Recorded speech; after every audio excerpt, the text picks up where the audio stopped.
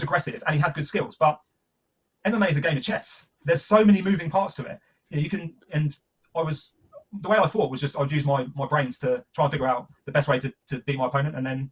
Bro, MMA is funny. Like, I remember thinking I had the better of people at some points, and then all of a sudden you just end up absolutely tangled to shit. Like, it's one of those things, mate. And the thing is about MMA, people think, it's jiu-jitsu. It's not.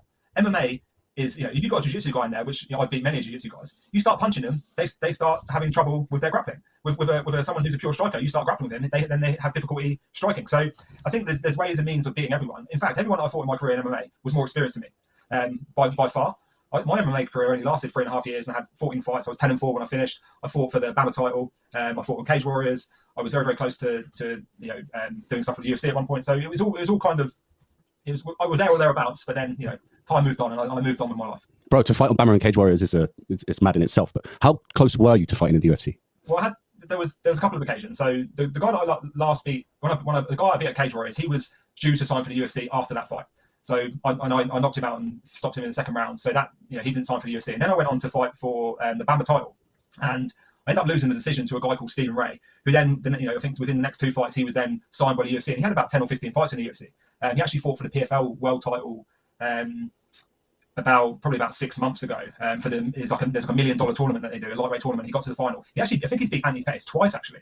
Wow. So the guy, he had a good career but I lost him by decision. So, but before I fought on Cage Warriors, I went through the Ultimate Fire tryouts, and I got all the way to the end, done all the interviews, done the open workouts, and there was a list of people that were kind of scheduled to go. And there was 4 people in my weight class that were chosen, and then there was 2 reserves, and I was one of the reserves. But the first person got injured, the other reserve got called, and then I didn't get the call. But to be honest, mate, it was never my dream to fight in the UFC. I started in MMA because I wanted to do some training, and then I met Amir and all the rest of the lads, and I got a bit carried away. And yeah, that's what she wrote. Next thing you know, you're on BAMMA and Cage Warriors. Yeah, exactly. Next thing you know, I was fighting on BAMMA and Cage Warriors. Cool. We were lucky. We had like an absolute team of killers. Like everyone was winning titles.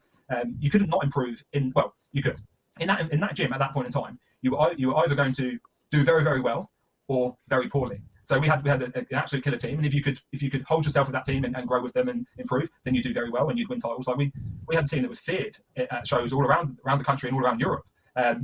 But then you could also go the other way. If you didn't quite like that environment, if it was a bit tough for you, a bit too harsh, then you maybe would have gone away, and maybe there was champions during that time that could have been champions in a different environment that didn't make it through. But like for me, for Tate, for Tristan, for you, for like a lot of the lads that were through there, Nigel, it was the perfect environment to nurture us and make us men. Oh, it was lovely. I love my face getting broken. Yeah, it was lovely. So yeah, I mean, I never told Tate this yet, but he came in one day to Storm Gym. I've actually mentioned it to him, but I'm not sure he knew what I was talking about. He came down to Storm Gym when we were in the old place, and he was wearing these boots.